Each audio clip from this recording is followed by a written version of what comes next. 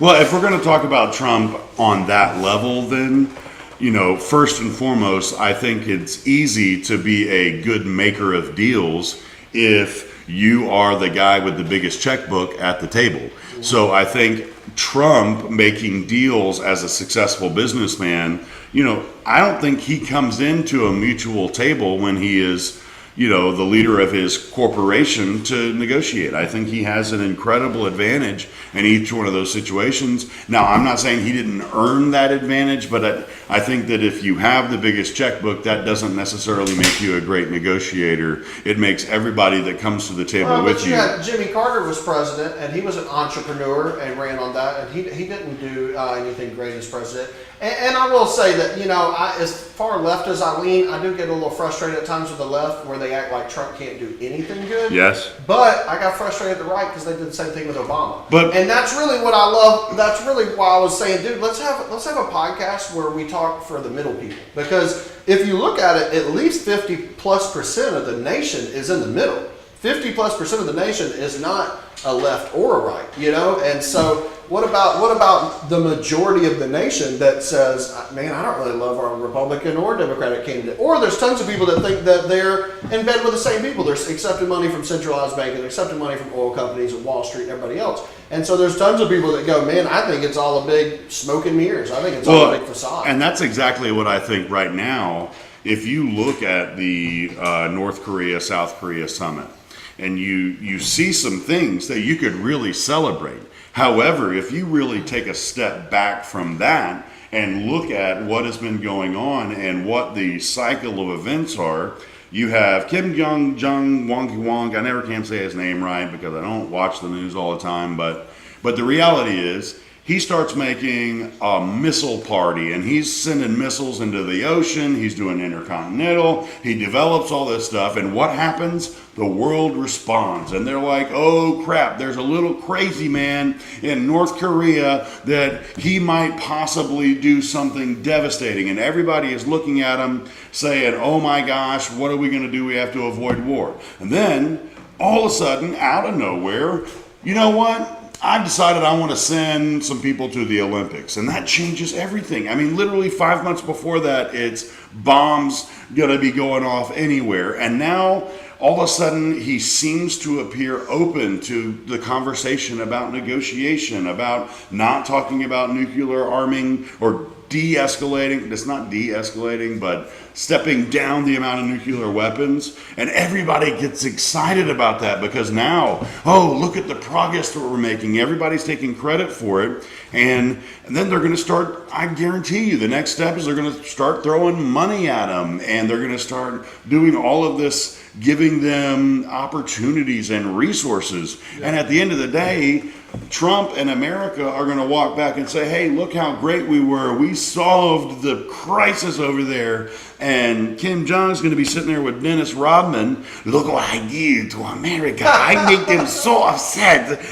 They go all crazy. Then they come and they offer me money. I don't know what language this is. I now count all the money. Look at this, Dennis. So that's a really terrible analogy. But it's not far from what is possible. He was making all the noise. All of a sudden we came in and said, stop making that noise. And guess what? Oh, you're stopping? Here's some money. Sounds like a brilliant strategy as far as I'm concerned. It's diplomatic. I will say they were picking on him in the news about his $6,000 a night room. Yeah. And I was like, we're talking about a dictator that was about to nuke the world, and we're upset that we're giving him a $6,000 a night room. How many people are American politicians getting $6,000 and $7,000 and $8,000 and $9,000 rooms on tax money budgets? And we made a big deal about that. Oh yeah. I don't know, man. I'm afraid to speak too soon because like you said 5 months ago, this was a whole different landscape. Absolutely. So you're afraid to just jump in and be Captain Optimistic, like, oh, dude, world peace, it's happening. You know what I'm saying? Yeah. I'm afraid to speak too soon. It's encouraging. It's encouraging to see two countries that hated each other for my entire lifespan, kind of kiss and make up. And then it's encouraging also to see that Kim Jong-un seems to be working toward denuclearization, which is, exactly what we want. But I don't know, man. Who knows what the next 3 to 6 months will look like? Trump says that he thinks they might need to have another summit or two. He said he doesn't have to call that, but then Trump also said eventually we may have him in the White House, as a guest. Kim Jong is going to be our new president? Sounds good. I think it was that Seth Rogen movie. Let's quit giving Trump all the credit. I think it was Seth Rogen and James Franco with that movie, that real controversial. I really did see that movie. That was actually pretty funny. Yeah. So I don't know, man. You want to see what Gray had to say? All right.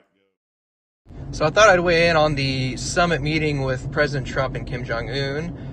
Definitely interesting, definitely historic.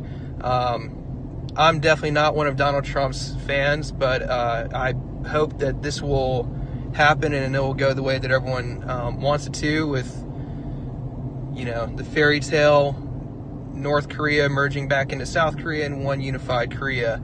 We'll see how that goes. I think it's also important to consider the implications of some of the things that could happen in terms of, if that happens, how the U.S. will respond. If we're going to pull all of our troops out of South Korea, that leaves a very dangerous gap for China to start moving in and taking control of a lot more territory in the Pacific, maybe not physically, but also just having a bigger presence over there.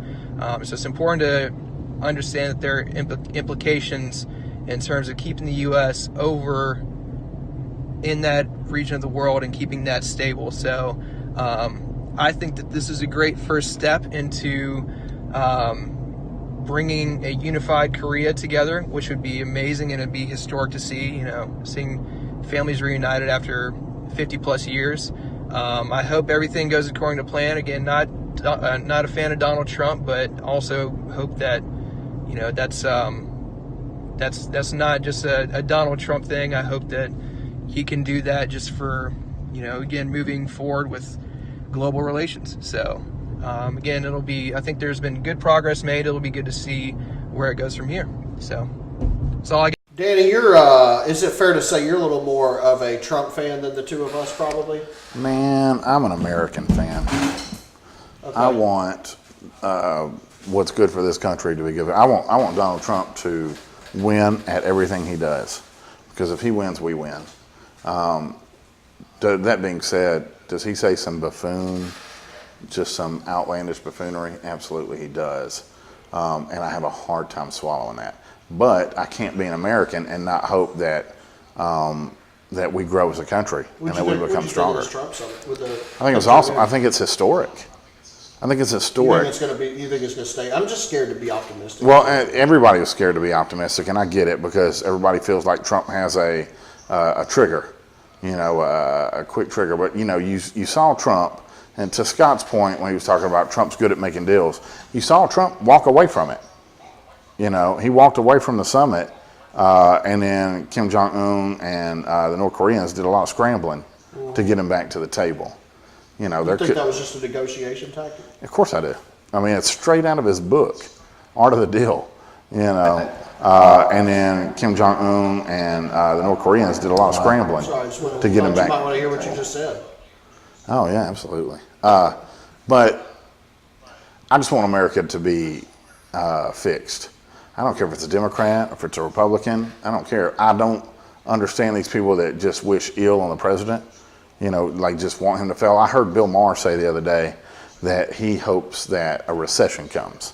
He hopes that a recession comes because that'll make Trump look bad. To someone like Bill Maher, a recession's not going to hurt him. He may stop going out to eat 6 times a week instead of 7 times a week or something like that. But to the average American, I know cost of living's high out there. He might have a little 300 square foot apartment.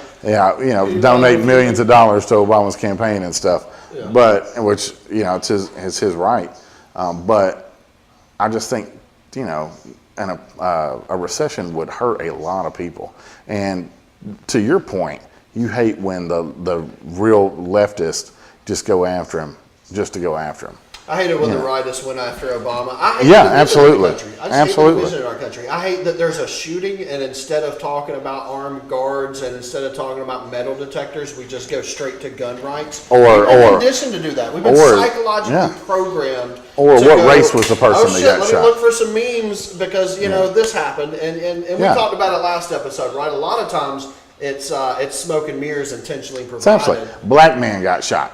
Yeah, by a cop. Turn it into a race debate. Yeah, it's a race Turn thing. it into a. Why turn can't it I into hear- What bathrooms are people using Yeah. now? You know, and you got some dude. I'm not going to take my kids in Target anymore. You know. Yeah. And it's like it's always that, and then but then the pocketbook comes out, and Democrats and Republicans get And together they like just- best they friends. cinch just start right up. swiping okay, we'll give billions of dollars to warfare as long as I get that program I want. Man, if you look at the economy, the economy's had a pretty strong turnaround.